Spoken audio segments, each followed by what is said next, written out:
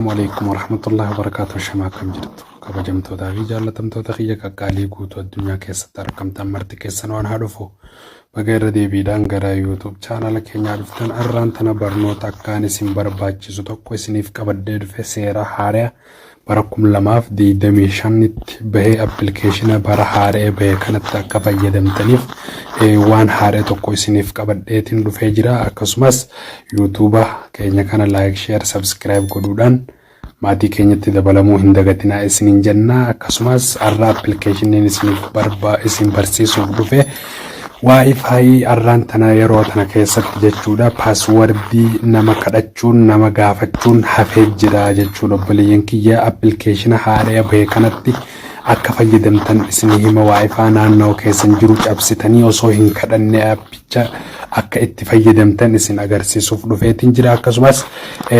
Akkasumas linkii isa kanaa inni kuni 4G taatu jira, isa bareedaatu jira waan ta'eef linkii isaa YouTube jala isiniif hin kaaya. Amma isa kanarra tuyne isa kanarra seene isin agarsiisu nafaana turaa isiniin jaa. Appilikeeshinni waan haaraa ta'eef beeksisa adda addaa qaba, beeksisa garaagaraa qaba waan ta'eef obsaan nafaana turaa isiniin jaa.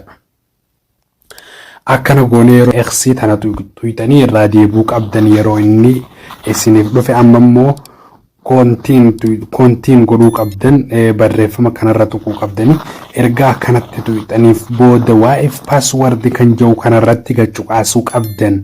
Wi-Fi naannoo keessan jiru Wi-Fi daqiiqaa 4 daqiiqaa 16 daqiiqaa 10 takka daqiiqaa 19 isinirraa fagoo jiru naannoo isaa karaa GPS-tiin isiniif fide inni kun hangan Wi-Fi naannoo keessan jiru waan ta'eef Wi-Fi baay'eetu naannoo kiyya jira. Amma mee fakkeenyaaf isa kanarratti tuqee sina agarsiisu show password kan jiru kanarratti gachuqaasuu qabna. Awwala garuu nuti shabakaa qabaachuu qabna, daataa jawwaala keenyarraa qabaachuu qabna jechuudha. Kanaaf inni akkuma isin hime beeksisa adda addaa qaba. Obsaatii itti fayyadamaa isa kanatti isiniin jechuu barbaada.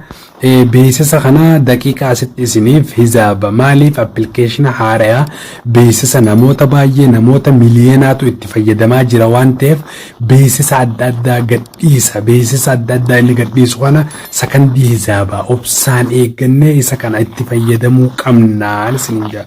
Obboleeyyan kiyya yoggaa inni beeksisa xumure eegsii tana tuyne irraa deebisuu qabna. Amma katti qulfiin nuuf baasee jira waan ta'eef kontiin godhuu qabna.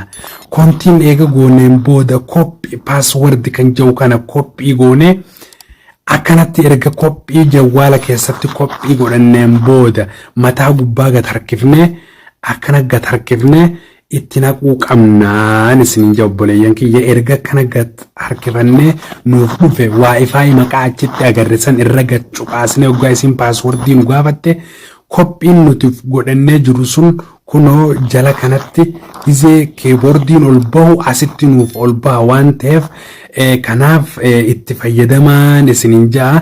Amma immoo appilikeeshina kana liinkii isaa kan pilaastoorii irra jiru feekiidha waan ta'eef liinkii isaa YouTube kiyya jala isiniif kaayaa. Kanaaf waan dhageeffattaniif galatooma. Hanga barnoota gara biraatii walitti dachaanutti turtii gaarii isiniin jenna.